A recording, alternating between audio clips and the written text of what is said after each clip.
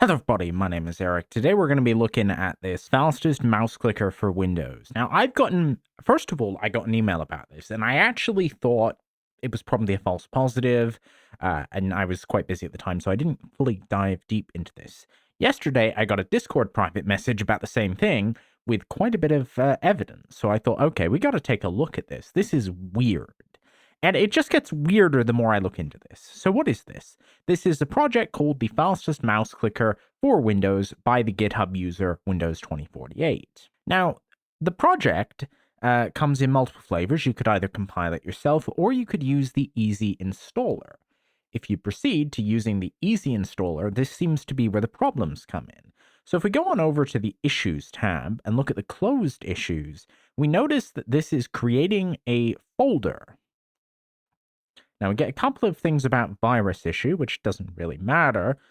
A virus total is unreliable at best, and for something like an Autoclicker, it's going to have a ton of flags. And this one only had one flag. So this was kind of leading me towards the same conclusion. But then we get something weird. So at this point, I think it was using inno setup, but it seems that the latest versions don't use it. And now we have a couple of deleted comments, and someone saying that it's installing a miner. So we get another one that specifically has noticed a folder on their computer that they don't understand called Scientific Updater. It is installed and doesn't seem to give any use. That's a built-in update service. You can use the app without it if you go with the portable method. Now they say this is in the project's main README, but it isn't. We looked. Updater.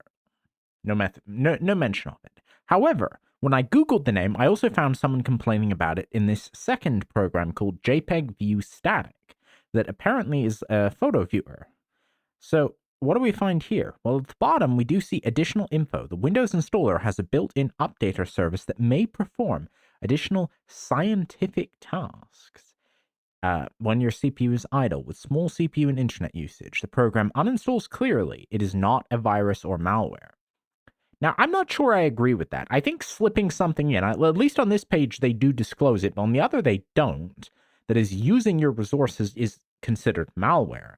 There's also a level of obfuscation, which we'll see once we install it, but who knows? So that would imply this is something like folding at home. Now, you should never, and I'm just going to say this plainly, loudly, there is no acceptable reason for any developer to ship any sort of resource abuse in their software. Now, if it is for a good cause like folding, this might be more forgivable than if it's mining Monero for the creator of this program, but we're going to try and get to the bottom of this. So let's actually install this. And the fact that this is called an updater when it's not an auto updater is also, in my opinion, blatantly malicious. So we're going to install it. And here, okay, so we can see that these two users are clearly related. That was another thing I found weird, because at first I thought, okay, this must be from some widely used installer. No, it isn't. It seems that these two accounts are related, despite the fact that this person does use a different name than Anne Hat. They could both be fake names, or one of them could be. So now we're installing the fastest mouse clicker. Now, it's going to be hard on this setup to let the system go idle, but what we can do is simply investigate this folder and look at how the scheduled task works. So this is now installed.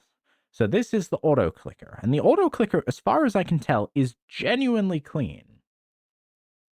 And it does work. So let's now go and see where our mysterious file is installed.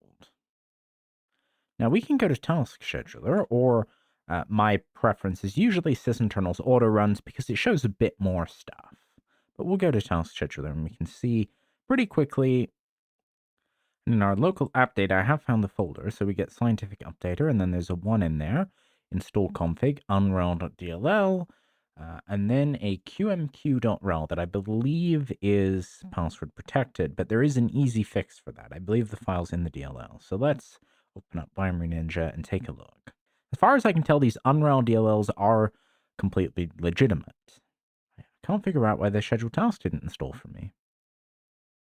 So we'll drag the install config into Binary Ninja. And these are pretty small DLLs. Hopefully we can easily enough just trace out what this is. Essentially what we're doing here is I'm looking to see, okay, so these are going to be pulled from this get proc address. We know that the H module here is the unrel0.dll, so that's being passed in, and then we can see which things are being loaded, so we can use that. course, we can also load unrel0.dll as well, so we can see what actually happens. Okay, so this isn't... Okay, so I was wrong. I thought this was just like a regular ship, but no, this is actually not. This is not regular. I do want to look at Unreal 64 then. Is this a more legit looking DLL library? Go to triage and we can actually just quickly see like what's exported.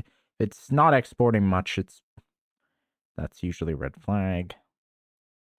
Okay, no, so this one actually does look to be, wow, it's a legitimate raw archive opening software.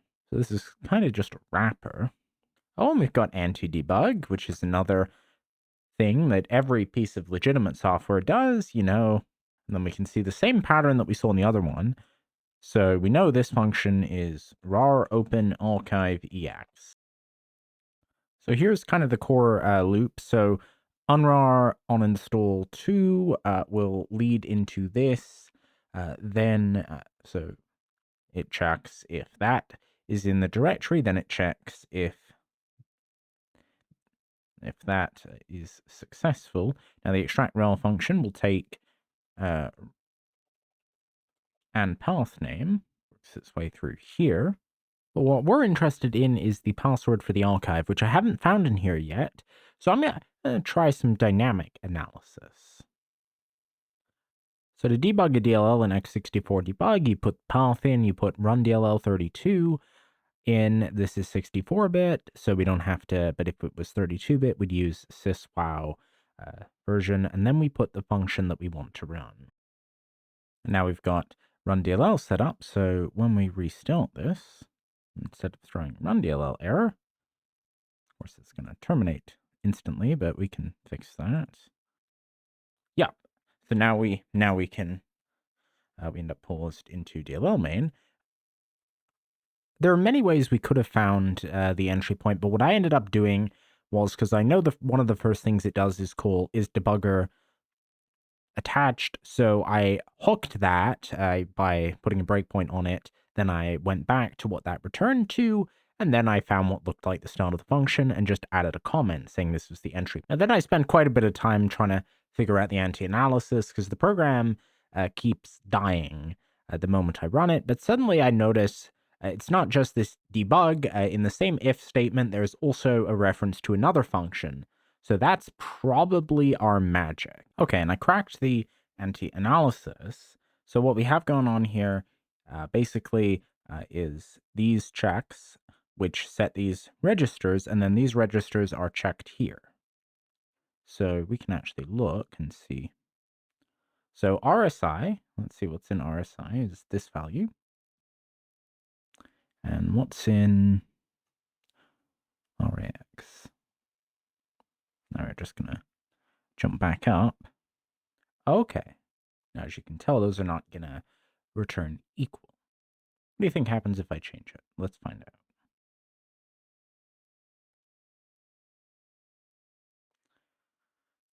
With any luck, this should now trigger the extraction. All right. I have a sneaking suspicion that string that is in RBP is going to be the password. Who would have known? I'm just going to try and backtrace to how that... Just out of my own curiosity, was that just embedded? Was that material? Okay, now I feel... What? Okay. So...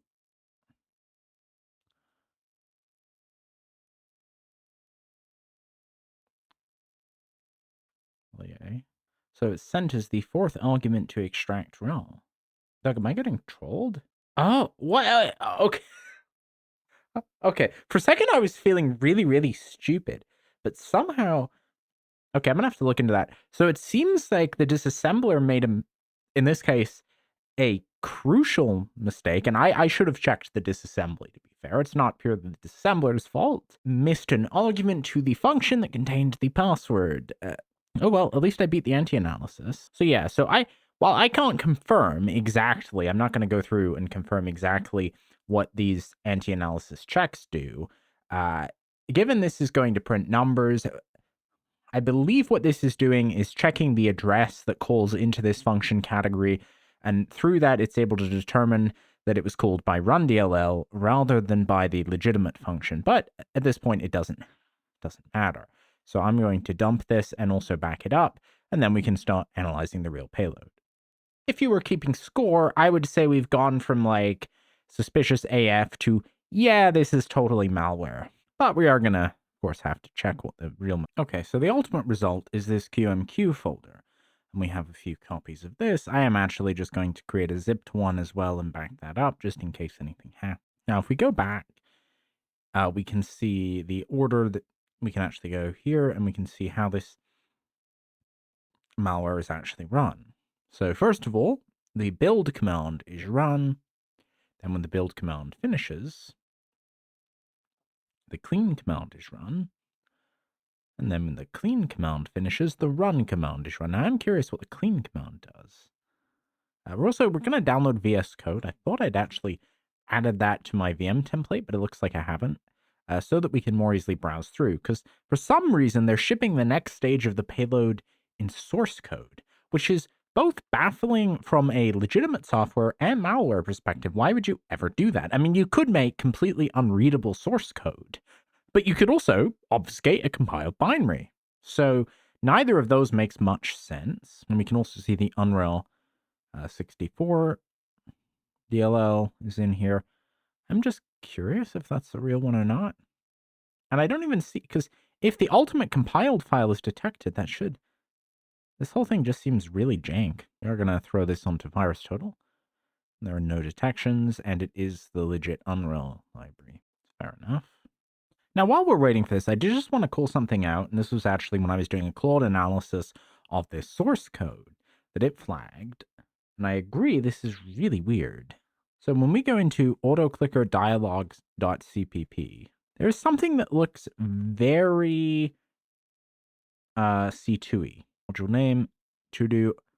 What exactly is, like, that doesn't, like, if we look at the context of what this should be, I don't know if this is some sort of AI generated code or comments gone wrong. When was this written? But that just confused me because why? It's old code. Because why would those comments be there? That looks like C2 comments. It just doesn't make sense. And let me just see what the clean file does. So, so it renames. Oh, it deletes the source code. Okay, and then preserves one file that must. I wonder if that's real source code then. Let's take a look. We're going to open the folder. So these are both encrypted files. The person who sent this to me has been doing some reverse engineering of their own and found that. Now this all looks pretty normal. Although I've never seen a build script that does something that would. Why would that even be necessary to put? Now the clean one preserves. It does actually look to be real source code, so I'm confused. Now this code seems to drop another DLL, which does the actual malware. We can also see a license, which is simply ripped from the Free Software Foundation's GPL license. So that's not helping us. We have, and TCC is just a compiler, so that's all normal. I don't really understand why there's so much commenting out. ID.c. I don't even see that one. So they're actually just writing these. I think running the, I shouldn't say it's harmless, but running the build doesn't seem to do anything that would be problematic. So let's run the build file first of all. And that should give us the scientific updater files. As far as I can tell, these are all the same file. But let's just throw these on VirusTotal just out of curiosity. Okay, and now it has an uncommented version of the DLL file name. So we'll see who calls read. Now, right now, this still looks like a C program. So my program, so does it just compile that? Let's go read C programming. So _C seems to be the one that actually gets run, but as far as we can tell, these are actually identical files. Now, the person who sent this pointed out that if we simply comment the rest of this out and simply run the dump.dll, that will actually build the, which makes sense if we're reading this right. And this is where the actual decryption happens. So short XOR is UN XOR. And with a bit of hacking around the C code, I think we have an output that could be sensical. So we're going to also copy this one somewhere safe just to see. This is actually one of the more impressive malware campaigns I have seen. The VM is chopping up. I'm just trying to see, I'm not sure if the VM crashed or Looking Glass crashed. I think Looking Glass crashed. I think the Looking Glass host crashed. Okay, I've never seen that happen. But well, luckily we got everything we needed, but I don't know what would have done that. I've never seen malware target that, so it could just be a bug. And everything's back, so somehow our Looking Glass client just crashed. Either that or somehow in the midst of trying to extract all of that data, we ran a rat. That's always a possibility, but I don't think so. So now let's open up Binary Ninja and take a look at this mysterious dump.dll, which is what actually gets run, in addition to throwing it onto VirusTotal, where I think there should actually already be some, because I'm pretty sure the person who sent this to me has already gotten this. Now, really, even if we didn't know anything here, our priors are going to be this is malware purely from the amount of effort that it took to hide itself, because legitimate software doesn't do that. Legitimate software doesn't hide in a nest of C. In fact, it's actually really weird to try and hide in source code. And I got to give, I don't usually like to give threat actors credit, but I'm going to give them credit for this. This was sophisticated. It took a non-trivial amount of time to get into, and it just sort of, if this was like a crack me or challenge, this would actually be a good one. Like this is, I might actually try and archive all of this because this was actually one of the more fun pieces of malware to reverse engineer. And here we are getting some hits for a coin miner, which I think we could kind of tell even from the dishonest but disclosure there, we could kind of tell this is probably where that was going. So let's see if there's anything examine. Let's just try searching for.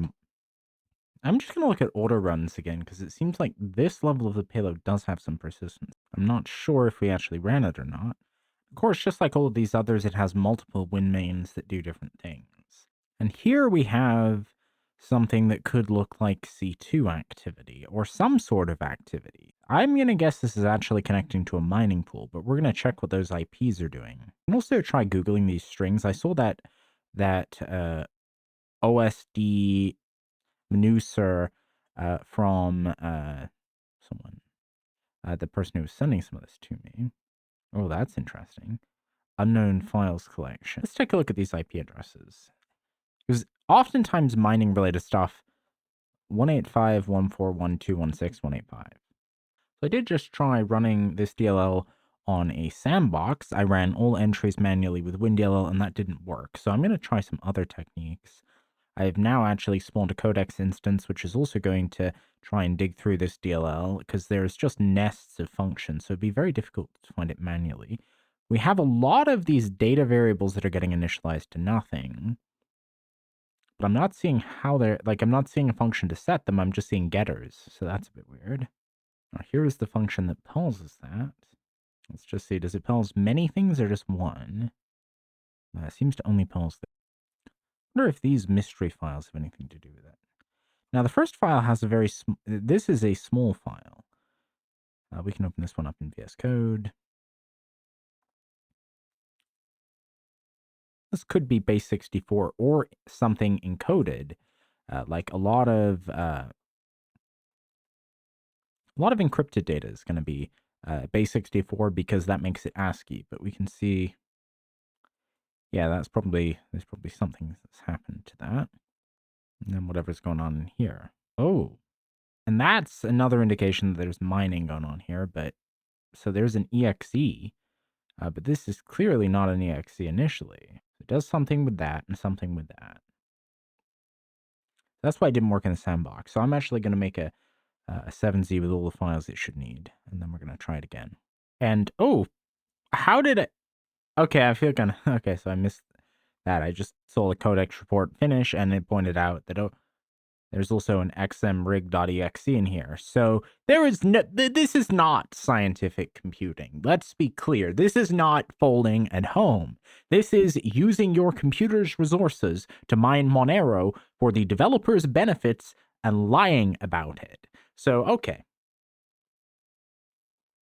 That's confirmed.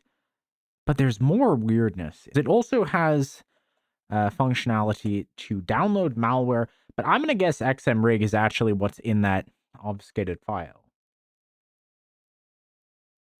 Wait a second. What is decode site data request? I think we've just found some... Yeah, that doesn't...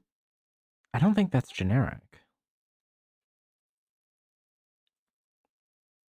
I also did try with all of the required files running this on a VPS, but it seems... Or not a VPS, sandbox, I mean. It seems to be pretty resilient to that. But I do think I'm going to be able to get the SVCF DOMer. Yes, this one is apparently base 58 coded, which makes sense and could be a config. So let's just actually try if we switch to, I think on this website there is a base 58. That's what we want. Yeah, ultimately that's non-ASCII, but it could be sensical. So while we're working on getting the details out, just wanted to give a quick conclusion on this project. We are still gonna, don't worry, there's still gonna be a bit more of a deep dive, I think, but the gist of it. So this project and this project, which is made by this user and their alt account, do in their installers ship malware. First of all, what we have confirmed so far is that this is a coin miner. That is a piece of malware that abuses your computer's resources to stealthily mine Monero. Monero is a privacy coin, which means you can't really trace where the money's gone, but it has another advantage, which is that it can be viably mined on CPUs and GPUs. Now, by disguising this, I'm kind of impressed. You know, most of the time the fake game cheat type of utilities, not that an autoclicker is always a cheat, but sometimes it's a cheat, are just info stealers. But here they've both developed a real piece of software and they used a miner, which targeting gamers makes a lot of sense because gamers will usually have a good graphics card, which can then be used to mine Monero along with the CPU. I think CPUs mine Monero better, but graphics cards can mine it. It's quite... They do have quite a clever mining algorithm, I'll give them credit. And then through this alt account, or possibly accomplice, we don't know, but I can be very confident that these guys are both in on whatever they're doing together. And then this is their actual magic MSI installer, which seemingly they open sourced, claiming that it's good for making MSIs that don't have false positives. I don't even really see why they open sourced this. And from what I've been told, this scam has been going on for years. Now, we could go back through their releases and see, because these have, of course, been out for a long time, whether they were all sketchy. But, wow, this repo's been up. People have been reporting it. I can kind of understand why GitHub doesn't take it down, because it's so stealthy. It's like, it took, for the first hour of me looking into this, I kept thinking there's nothing, it's just an updater, it's just kind of weird. Also, one other thing I just wanted to quickly clarify. The author claims, and they're actually not lying, that the portable version doesn't have the malware, which is just kind of a weird thing to add, given it's supposed to be an update service. Yes, in fact, without the installer, that is legit. Don't run this, but there you go. And now my comment is here. I don't know if that one's going to get deleted, because what we notice is the accusation comments don't get, they just get put into the closed section. But what is interesting is they seem to delete comments that show what exactly is going on here. But they don't delete accusations, so it almost looks more legit. I mean, let's see if there's any chance we can... Odds of that are really slim, but there is a possibility we might find an archive that has those. No, those are still gone. I might open a GitHub issue of my own, but I'm hoping that with all the attention this is going to get, GitHub will actually ban these accounts. And while I was looking around GitHub, I noticed the rabbit hole actually goes a step deeper. There's another account, Federic Adomani, who is also involved in this network and has seemingly another autoclicker, this time written in C#. Does it use the same sketchy MSI file? It appears to. This is so interesting. Like, how I'm just honestly more curious than anything. Like, what is going on here? And they also have, yep, install config, QMQ roll, unroll. It's exactly the same payload. And let's see, do their issues have any malware? Do not download. It's a long known false positive, apparently. Now, this is an older version. Now, I don't have an account on this site because they refused my application, but so I can't download the sample because I was curious how long. This has been going on for years. I wasn't sure if they suddenly went rogue. And it links, if we go through somewhere in here, they also had a Windows anti-spy. Like, this is a 4-year-old abandoned repo. And this goes to opensource.tech, which I also saw linked from Windows 2048. Tiny Win Spy Off. So this one goes here. So let's see, go to the top level domain and see what else opensource.tech was pushing. Who else might be involved? Wonder if this exe is, it's archived. Now, this doesn't use the MSI format, and it's also old, so if it is malware, it's probably detected. No, it's FUD. It's FUD, all right. Okay, these do look to be what they say they are, but is there anything weird in here?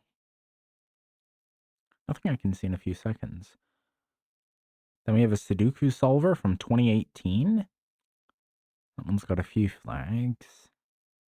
Oh my god, you're not going to believe this, and I actually can't show this on screen for a second. But I just happened to try that 8-year-old Sudoku thing on any run. It has SVCF on. WTF is going on? So here's the any run hit. So it installs a startup to run that service file. Now, AnyRun doesn't immediately flag that service file, which is really weird, but probably because whatever C2 it used is long dead. I'm going to see, is this on VirusTotal? This could very well be the longest running unnoticed malware campaign ever. Yeah, this is malware. And it is a coin. And they even went to comment on VirusTotal using sock puppet accounts. This is probably going to be one of my longest videos. Okay, let's see. Where did this come from? Okay, from this user again.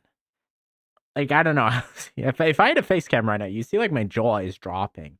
I'm pretty sure, if I'm not mistaken, I'm pretty sure Codex has just decrypted the exe. Still doesn't run on a sandbox. But with any luck, we have just downloaded from the sample server the file that Codex has unpacked. Now let's see if this is what we're expecting it to be. Yup! That's an xmrig.exe. So then the other one, I think we can safely say is a config file. I'm not gonna waste any more time. This is crazy. Like, this is one of those videos where, and I hope it was fun to watch as well. This is one of those videos where I've just throughout this just been really invested in, like, this is so weird, so interesting to me. So I think we've just uncovered, and hopefully this will be the end of it, a meaningful, sophisticated malware scheme. I guess the objective of this all is just to install Monero miners on gamers' PCs, but it's just like this was quite a bit of effort they put into this. It was pretty obfuscated. It was done in a smart way, and this is the kind of thing. And luckily, here it was well obfuscated, but not impossibly. You know, people often ask me when they're talking about like their their Roblox cheats, for example, those will usually be Themida packed, and there's just no, I'm sorry, there's just like no way in a reasonable amount of time we can check that. This isn't quite that bad, but it was just like, no, I mean, the first time I was told about this, I thought, okay, no, I don't, like, there's no way. I thought this was just some weird false positive, and I didn't put that much thought into it. The second person messaged me, and I'm like, okay, I'm gonna have to take a real look. And they did some digging of their own.